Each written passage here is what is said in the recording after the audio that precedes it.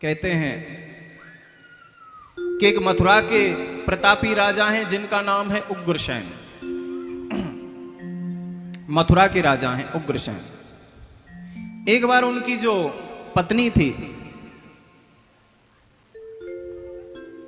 वो गर्भस्थ यानी गर्भवती थी और जंगल में गई, घूमने के लिए निकली, सैर करने के लिए। तो वहां एक द्रुमिल नाम के राक्षस रहता है और द्रुमिल नाम के राक्षस की छाया इसके गर्भस्थ शिशु पर पड़ गई। और देखो, केवल उस राक्षस की छाया मात्र से वो गर्भस्थ शिशु जो था ना, वो कंस पैदा हो गया। कंस जब कंस पैदा हुआ तो इसके माथे की रेखा देखी ब्राह्मणों ने कंस के, और कंस की रेखा देख करके कहने लगे कि महाराज इसको अपने पास मत रखना, ये बड़ा दुष्ट होगा, आतताई होगा, राक्षसी प्रवृत्ति वाला होगा, ये आपको कष्ट देने वाला होगा, इसलिए इसको अपने पास मत रखो। उग्रसेन ने ब्राह्मणों की बातें मानकर उस अपने पुत्र कंस को जमुना जी में बहा दिया।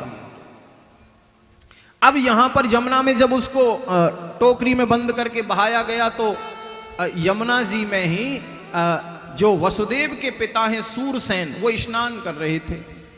जैसे ही उसने उस टोकरी को खोल करके देखा, उसमें से वो बालक बाहर निकला, तो सोचने लगे कि ये बालक है, इसका क्या दोष, किसी ने इसको बहा दिया है। ऐसा करता हूं, इसको अपने घर ले जाता हूं, अपने महलों में, वहीं इसका पालन कर लूंगा। और कंस को ले गए सूरसेन, और वसुदेव के साथ ही कंस का पालन पोषण हुआ। हाँ, अब देखो, कंस जब बड़ा हो गया तो ये दुष्ट तो था ही बचपन से। इसने अनेकों राक्षसों की फौज बना ली, अपनी सेना बना ली। अनेकों राक्षस, सक्टासुर, बकासुर, धेनुकासुर, व्योमासुर और पूतना जैसी राक्षसी इसने अपनी सेना में भर्ती कर ली। अब एक दिन नारद जी ने आकर के कंस को बता दिया कि तुम्हारे असली पिता ये नहीं है जिनके पास तुम रहते हो, तुम्हारे असली पिता तो मथुरा के राजा उग्रसेन हैं, तुमको बचपन में ही बहा दिया था। अब तो कंस को बड़ा क्रोध आया और क्रोध में आकर के उसने अपने पिता पर ही आक्रमण कर दिया मथुरा में, और अपने पिता उग्रसेन को जेल में डाल दिया और स्वयं मथुरा का राजा बन गया। अपने पिता को, अपने चाचा को, जो देवकी के पिता हैं देवक, उनको भी जेल में डाल दिया। मथुरा का राजा हो गया। अब देखो, कंस की इतनी बदनामी हो गई पूरे समाज में कि कैसा दुष्ट है जिसने अपने पिता को जेल में बंद कर दिया, चाचा को जेल में बंद कर दिया। सब लोग इसकी बदनामी करने लगे। तो कंस ने सोचा कि इस बदनामी के दाग को कैसे धोया जाए। तो कंस ने क्या किया, इसकी जो चचेरी बहन थी देवक की बेटी देवकी, सोचा कि मैं इसका विवाह करूं, और इसका विवाह जब मैं करूंगा तो इतना दहेज दूंगा, इतना दहेज दूंगा, इतना दहेज दूंगा कि मेरा जो बदनामी का दाग है वो धुल जाएगा। राक्षस लोग मतलबी बहुत होते हैं ना, हर बात में अपना मतलब देखते हैं, अरे राक्षसों का स्वभाव है। तो इसने अपनी बहन देवकी का विवाह तय कर दिया अपने ही मित्र वसुदेव के साथ में, और अपने हाथों इसने इतना दहेज दिया था अपनी बहन के विवाह में कि जो बदनामी हुई थी सारी धुल गई। सब इसकी वाह वाह करने लगे, सब इसकी तारीफ करने लगे कि कंस ने अपनी बहन का इतना शानदार विवाह किया। सोचा अपने हाथ से अपनी बहन को विदा करूंगा। तो देवकी को और वसुदेव को अपने अपने रथ में बिठा करके कंस और विदा करने जा रहा था। ध्यान से सुनना, विदा करने जा रहा था। आधी रास्ते पे पहुंचा ही था कि देवताओं ने आकाशवाणी कर दी है? देवताओं ने आकाशवाणी कर दी। देवता कहते हैं कि अरे कंस, जिस बहन को तू इतनी प्यार से विदा करने जा रहा है उसी का असस्या अष्टमो गर्भो, उसी का 8वां गर्भ तुम्हारा काल होगा। जिस बहन को तू विदा करने जा रहा है, ये नहीं कहा बेटा होगा कि बेटी, इतना कहा असस्या अष्टमो गर्भो, 8वां गर्भ, चाहे वो लड़का हो चाहे लड़की हो। कंफ्यूजन पैदा कर दिया कंस के मन में देवताओं ने। इतना कहा तो कंस भयभीत हो गया, डर गया कि मेरी बहन का बालक मुझे मारेगा, ऐसा करता हूं न रहेगा बांस न बजेगी बांसुरी, देवकी को अभी मार डालता हूं। जब इसको मार दूंगा तो इसका 8वां बालक पैदा ही कहां होगा। अब देखो ये राक्षसों का स्वभाव है। अभी तो अपने हाथ से विदा किया, बहन को अपने हाथ से रथ हाँक कर ले जा रहा है? क्यों? क्योंकि दुनिया मुझे मेरी तारीफ करे, मुझे अच्छा कहे। लेकिन जैसे ही सुना कि इसका बालक मुझे मारेगा, वैसे ही म्यान में से तलवार निकाल ली, उसी बहन को मारने के लिए दौड़ा। भाई राक्षसों के कोई सींग थोड़ी लगे होते हैं कि उनकी कोई पहचान है, स्वभाव से पहचान है इंसान की। आज भी राक्षस हैं, पहले भी थे और हमेशा रहते हैं। आज भी समाज में राक्षस भी हैं, देवता भी हैं, मनुष्य भी हैं, सब हैं, पहले भी थे। आदमी का स्वभाव, आदमी का नेचर बताता है कि ये किस मिट्टी का है, राक्षसी मिट्टी का है कि देव मिट्टी का है कि ऋषि मिट्टी का है कि कैसा है, मनुष्य का है। आदमी के स्वभाव से पता चलता है। तो कंस ने म्यान में से तलवार निकाली और म्यान में से तलवार निकाल करके जैसे ही देवकी को मारने के लिए दौड़ा तो वसुदेव ने हाथ पकड़ लिया आकर और कहने लगे, वसुदेव राजन क्या करते हो? आप जैसा यशस्वी, आप जैसा पराक्रमी वीर एक अवध्या नारी पर प्रहार करे शोभा नहीं देता। बोले तुमने सुना नहीं, देवताओं ने आकाशवाणी की इसका 8वां बालक मेरा काल होगा। वसुदेव ने कहा, तुम्हें इसके बच्चे से ही तो डर है, तुमको इसके 8वें गर्भ से डर है ना। मैं तुमको वचन देता हूं कि 8वां बालक जन्म लेते ही तुम्हारे हाथ में सौंप दूंगा, लेकिन देवकी को मत मारो, इसको मत मारो। कंस ने कहा, लेकिन मैं तुम पे भरोसा नहीं कर सकता, तुमने नहीं सौंपा तो? बोले क्या मुझ पे भरोसा नहीं? बोले बिल्कुल नहीं। तो जैसे तुम्हें भरोसा हो वैसा कर लो, लेकिन देवकी को छोड़ दो। तो कंस ने कहा ठीक है, एक काम कर सकता हूं क्या, जब तक देवकी का 8वां पुत्र बालक नहीं हो जाता तब तक तुम दोनों को मेरी जेल में बंदी बनकर रहना पड़ेगा। हां, बंदी बनकर रहना पड़ेगा। अब तो देखो वसुदेव को और देवकी को जेल में डाल दिया, मथुरा में कारागृह में। पहला पुत्र हुआ देवकी पर कुछ समय के बाद, जिसका नाम था कीर्तिमान। कंस को पता चला, मार डाला, मार दिया। दूसरा पुत्र हुआ, कंस को पता चला, जन्म लेते ही मार दिया। तीसरा भी मार दिया, क्यों? कंस ने सोचा रिस्क नहीं ले सकता, रिस्क नहीं ले सकता, 8वें तक तो मारने ही मारने। हाँ, तीसरा हुआ, मार दिया। चौथा, 5वां, 6वां, 6 पुत्र मार डाले कंस ने पहले पहले। 7वां आया कौन? बलराम। बलराम जी आए 7 में। अब ये बलराम राम अवतार में तो लक्ष्मण बन के आए थे, छोटे बन के आए थे। यही लक्ष्मण जब बलराम के रूप में आए तो बड़े बन के आए। हाँ, तो बलराम यहां बड़े बन के आए हैं और भगवान ने सोचा कि ये तो मेरा लक्ष्मण है, इसलिए इसको तो बचाना ही है। इसलिए योग माया को आदेश दे दिया कि जाओ, जो देवकी के गर्भ में 7वां बालक है उसको गर्भ से निकालो और रोहिणी के गर्भ में स्थापित कर दो उस बालक को। और योग माया ने देवकी के 7वें बालक को गर्भ से बाहर खींचा और रोहिणी के गर्भ में डाल दिया गया। इसलिए बलराम बच गए। और 8 में आ रहे हैं स्वयं भगवान कृष्ण। 8 में स्वयं भगवान कृष्ण आ रहे हैं। और आज जब भगवान कृष्ण देवकी के गर्भ में आए, अब बहुत ज्यादा कड़ा पहरा कर दिया कंस ने, बहुत कड़ा पहरा, चप्पे चप्पे पर कि 8वां होने वाला है। सबसे बड़ा डर 8वें से है कंस को। और कहते हैं कि जब 8वें गर्भ में भगवान आए तो यहां पर समस्त देवताओं ने गर्भ की स्तुति की थी। गर्भ स्तुति, गर्भ को क्या बता रहा था मैं अभी, कथा जब आरंभ हुई थी कि गर्भवासम समम दुखम न भूतो न भविष्यति। गर्भ के अंदर सबसे बड़ा कष्ट होता है बालक को, इसलिए गर्भ की कोई स्तुति नहीं करता। लेकिन जब भगवान आए गर्भ के अंदर तो देवताओं ने भी गर्भ की स्तुति की। क्यों? क्योंकि एक बार गर्भ ना रोते रोते भगवान के पास गया।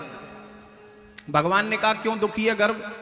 गर्भ ने कहा प्रभु जब मैं इतना बुरा था तो मुझे बनाया ही क्यों? सब लोग जितने भी संत हैं, महात्मा हैं, ऋषि हैं, मुनि हैं, जपी हैं, तपी हैं, योगी हैं, जितने भी प्रवक्ता हैं, एक ही बात कहते हैं कि ऐसा कर्म करो कि गर्भ में ना आना पड़े। यही तो कहते हैं सब, ऐसा कर्म करो कि गर्भ में ना आना पड़े। पुनरपि जन्मम पुनरपि मरणम पुनरपि जननी जठरे शयनम, ये बार बार जन्म ना लेना पड़े, बार बार मरना ना पड़े, बार बार माता के गर्भ में ना आना पड़े। तो जब मैं इतना बुरा था तो मुझे क्यों बनाया? सब लोग मेरी बुराई करते हैं। भगवान ने कहा कि गर्भ चिंता मत करो, जब मैं जन्म लूंगा ना, जब मैं मां देवकी के गर्भ में आऊंगा तो केवल ये संसार ही नहीं, जितने भी देवी देवता हैं सब तुम्हारी स्तुति करेंगे, सब तुम्हारी प्रार्थना करेंगे, सब तुमको कहेंगे। तो आज सभी देवी देवता जितने भी हैं गर्भ की स्तुति करने को तैयार हैं।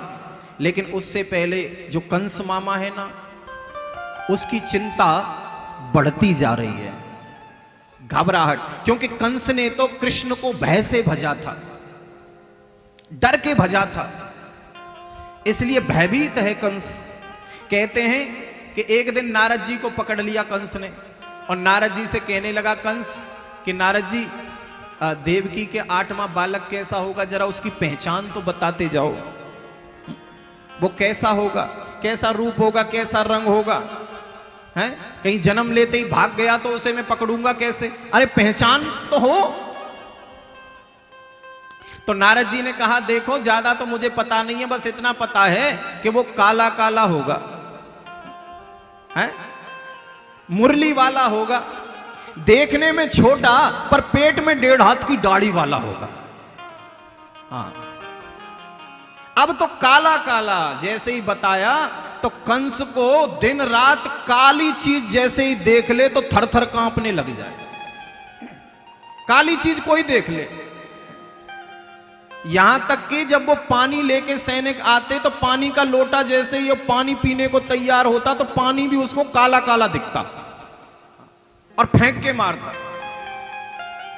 एक दिन तो खाना खाने बैठा कंस, खाना खाने बैठा तो दाल में काला जीरा दिख गया।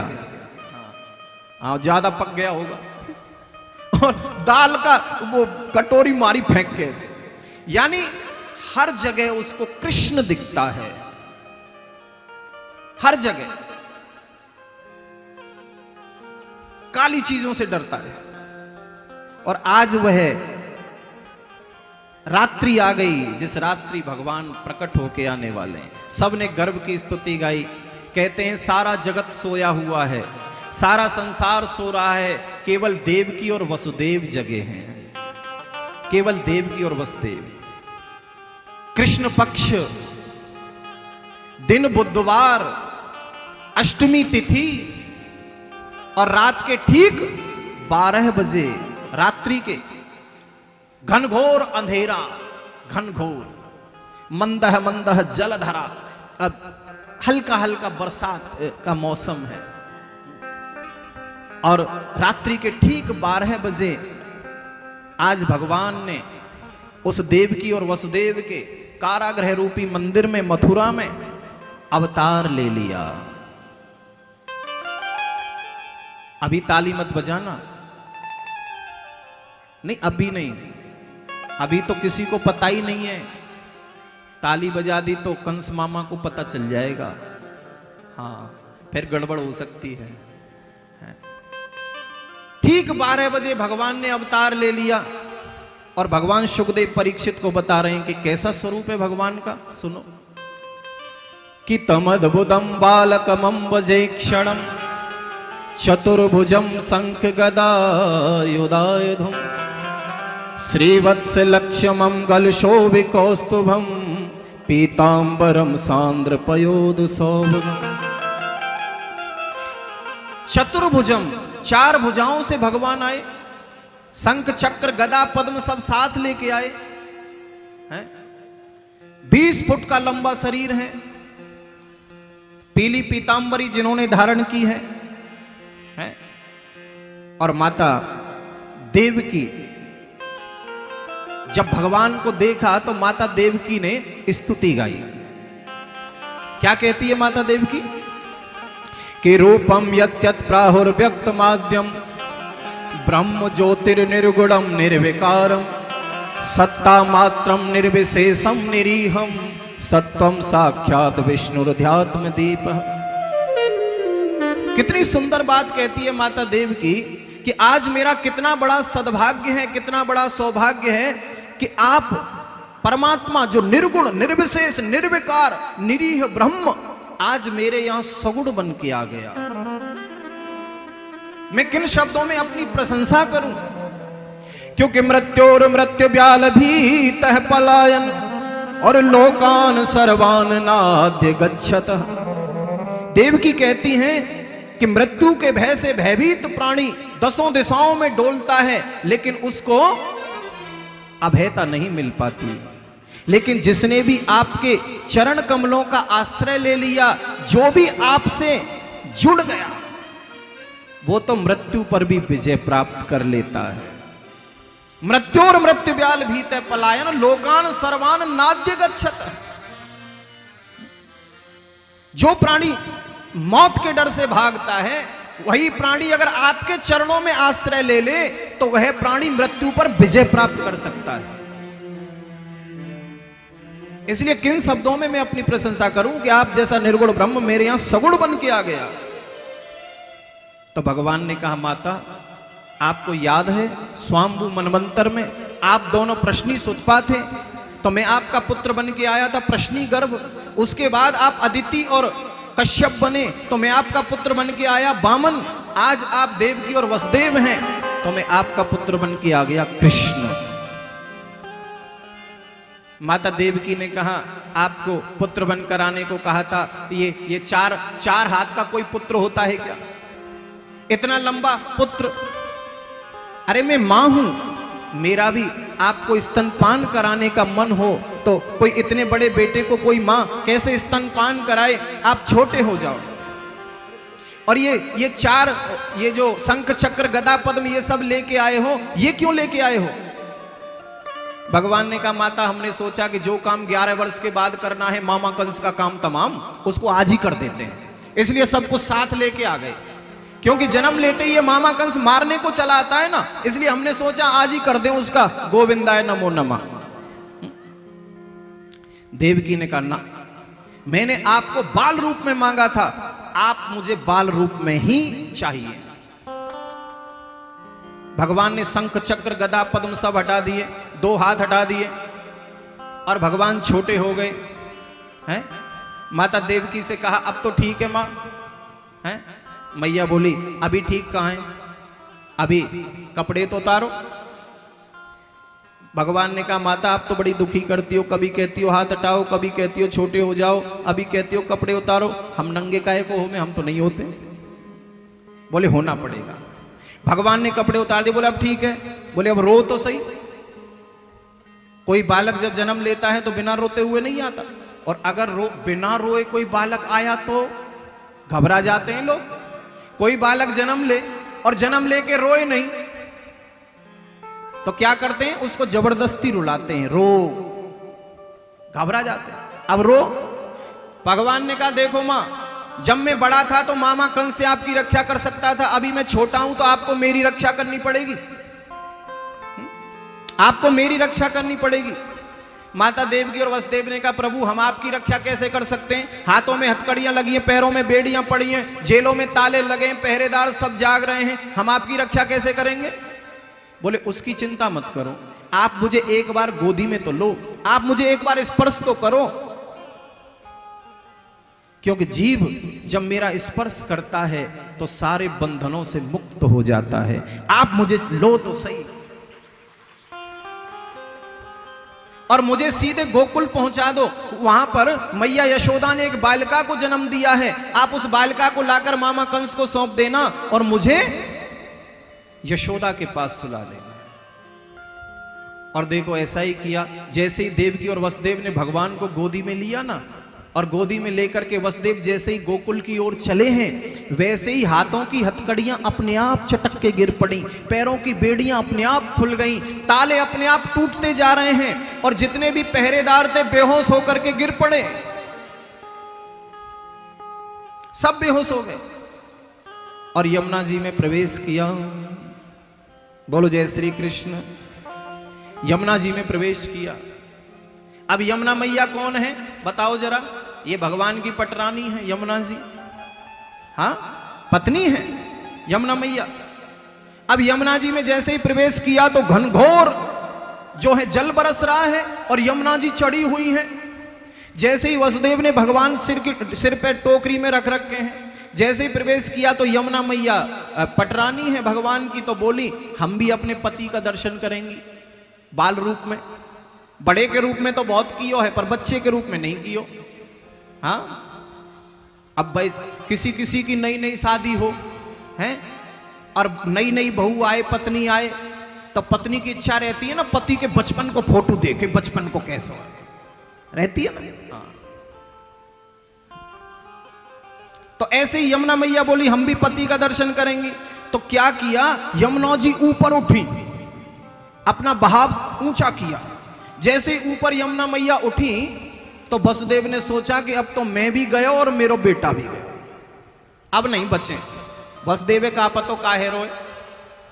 तो भगवान ने सोचा कि पिताजी घबरा गए हैं, इसलिए भगवान ने क्या किया, टोकरी से अपना एक पैर नीचे लटका दिया कि यमुना जी से कहा मन ही मन बस पैर छू के और नीचे हो जा, नहीं तो पिताजी घबरा जाएंगे, अटैक न पड़ जाए।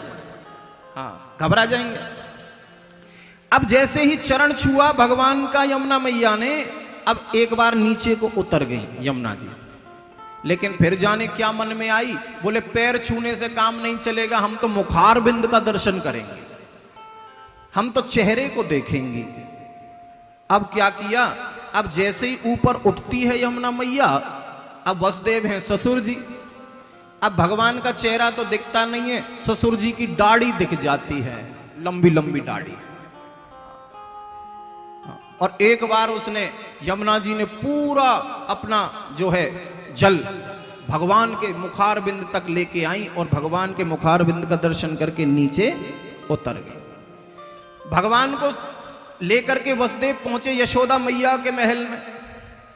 यशोदा मैया का जो महल का पिछला द्वार है वो यमुना जी के किनारे खुलता है, पीछे का दरवाजा, पीछे के गेट से अंदर घुसे वसुदेव जी। जहां मैया यशोदा का कमरा ढूंढा, कक्ष, मैया यशोदा का कमरा देखा तो देखे मैया यशोदा बेहोश होके पड़ी हैं, बगल में एक बालिका को जन्म दे दिया है, एक कन्या लेटी हुई है। वसुदेव ने भगवान कन्या को उठाया, भगवान कृष्ण को उसमें यशोदा की बगल में लिटाया और कन्या को ला करके आ गए मथुरा। अब देखना आश्चर्य, जब भगवान को लेकर गए थे तो ताले खुल गए थे, हथकड़ियां बेड़ियां टूट गई थी, पहरेदार बेहोश होकर गिर पड़े थे।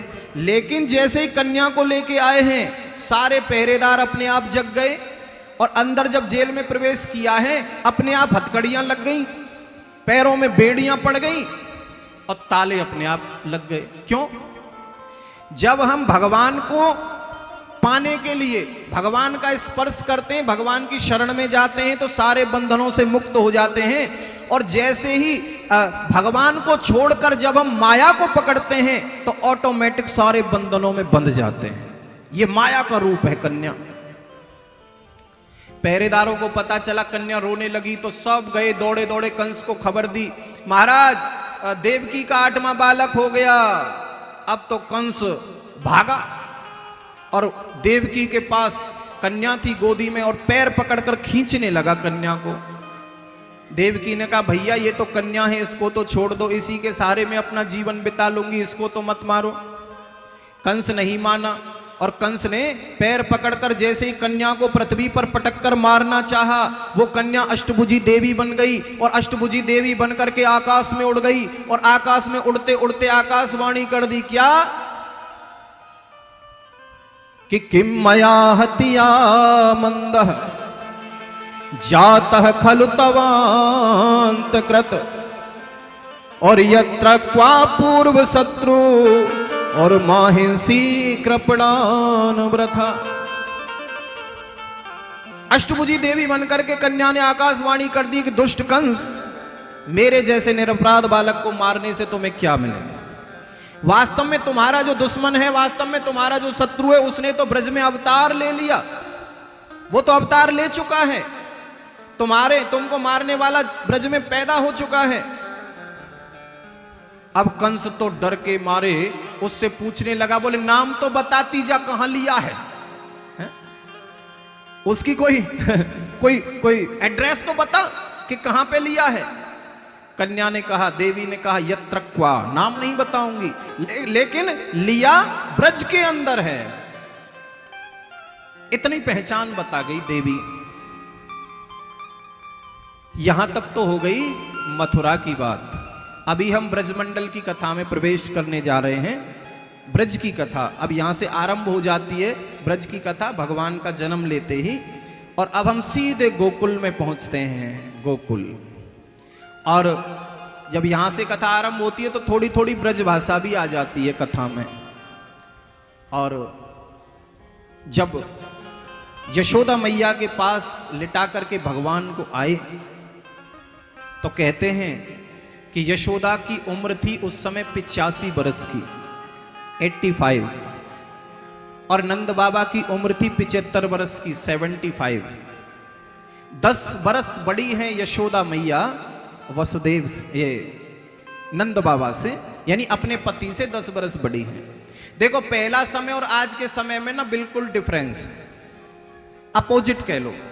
पहले जब शादी करते थे ना लड़के की, अपने लड़कों की शादी करते थे तो पत्नियां लेते थे उम्र में बड़ी उम्र से, और अभी छोटी लेते हैं या बराबर की लेते हैं, बड़ी नहीं लेते। पहले बड़ी, क्योंकि ऐसा कहा जाता है हमारे ब्रज में तो कि बड़ी बहू यानी उम्र में बड़ी बहू लेने से बड़े भाग्य लेके आती है। वो बड़ी उम्र में होती है तो भाग्य भी बड़े लेके आती है, ऐसा सोचते हैं। तो 10 बरस बड़ी है यशोदा मैया, लेकिन अभी तक लाला नहीं भयो नंद बाबा पे, बेचारे इसी चिंता में रहते। अब होने वाला है, इसलिए दोनों बहन हैं नंद बाबा की, एक को नाम है नंदा और दूसरी को नाम है सुनंदा। बहुत ध्यान से सुनना, 2 बहन हैं नंद बाबा की, एक को नाम है नंदा और दूसरी को नाम है सुनंदा। और दोनों बहन 6 महीना ते डेरा डार के परी हैं भैया के घर। क्यों परी हैं? कि भाभी पे लाला होएगो तो बहुत कछु मिलेगो। ये ननद ऐसी होए, हाँ, लेबे के टाइम पे चकाचक रहे हैं। हाँ। अब 6 महीना ते डेरा। अब सुनंदा ने सोची आज कि भाभी बहुत जल्दी जग जायो करें, पर आज कैसे नहीं जगी, कहूं ऐसा तो ना है गयो हो, देखूं तो सही। सुनंदा गई यशोदा मैया के कक्ष में, वहां जाके देखा, दरवाजा खोल के सुनंदा ने तो यशोदा मैया की बगल में एक बालक सो रोए चदरिया ओढ़ के, और मारे खुशी के थाली ले लई और थाली लेके बेलन से बजाए भी लगी, है गयो। लेकिन जब थाली बजावे लगी तो बजाते बजाते अचानक ते रुकी। हाँ, कि पहले देखूं तो सही लाला भयो के लाली, और जैसे ही चदरिया हटाए के देखो, बोलो नंद के लाला की। दौड़ी दौड़ी गई और नंद बाबा से कहा कि भैया आपने जो ब्राह्मणन की सेवा की नहीं, संतन की सेवा की नहीं, उन सब को फल एक लाला के रूप में आ गयो है। अब तो नंद बाबा भी नाचने लग गए। आइए अब हम भगवान को दर्शन करते हैं। सबसे पहले उनको बुलाते हैं।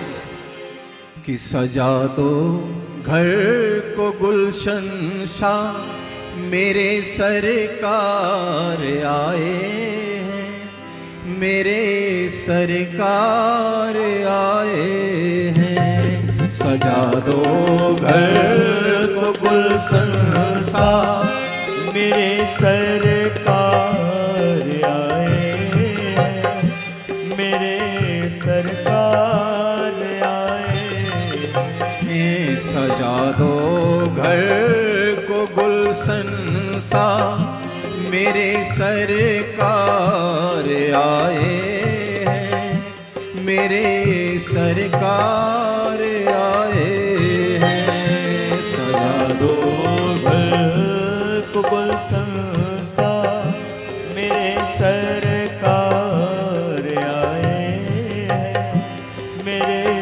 सरकार आए हैं। ऐसे नहीं, ताली बजा के स्वागत करें, दोनों ताली बजाते रहो।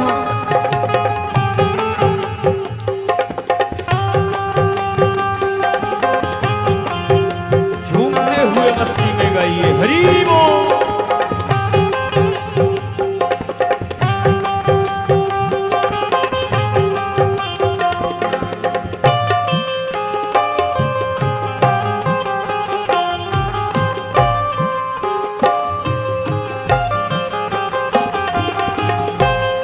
पखारो इनके चरणों को बहाकर प्रेम की गंगा, बहाकर प्रेम की गंगा, बहाकर प्रेम की गंगा।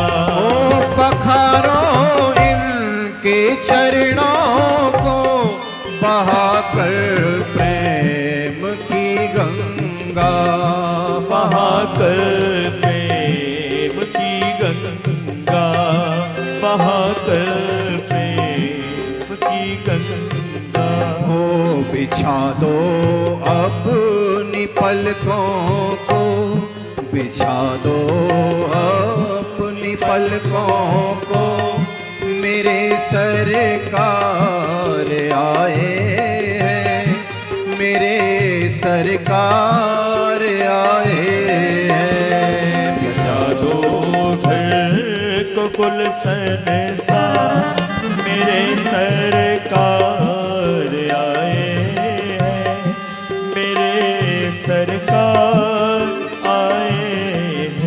श्री राधे।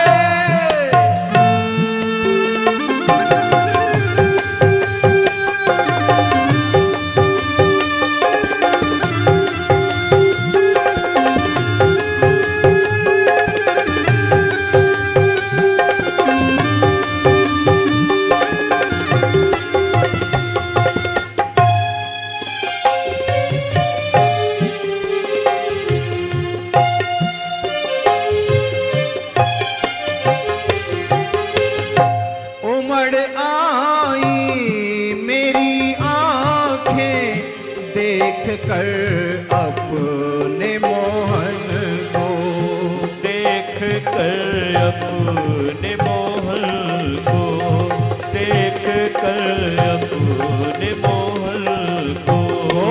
उमड़ आई मेरी आंखें देख कर अपने मोहन को, देख कर अपने मोहन को, देख कर अपने मोहन को। हुई रोशन मेरी गलियां, हुई रोशन मेरी गलियां, मेरे सरकार आए हैं, मेरे सरकार आए हैं। हुई रोशन मेरी गलियां, मेरे सरकार आए हैं, मेरे सरकार आए हैं। तुम आकर फिर नहीं जाना मेरी इस सूनी दुनिया से, मेरी इस सूनी दुनिया सूनी दुनिया से। ओ तुम आकर फिर नहीं जाना मेरी इस सूनी दुनिया से। मेरी इस सूनी दुनिया से, मेरी इस सूनी दुनिया से। कहूँ हरदम यही सबसे, कहूँ हरदम यही सबसे, मेरे सरकार आए हैं, मेरे सरकार आए हैं। सजा दो घर को गुलशन सा, मेरे सरकार आए हैं, मेरे सरकार आए हैं, मेरे सरकार आए हैं, मेरे सरकार आए हैं। बोलो नंद के लाला की जय हो, कृष्ण कन्हैया लाल की।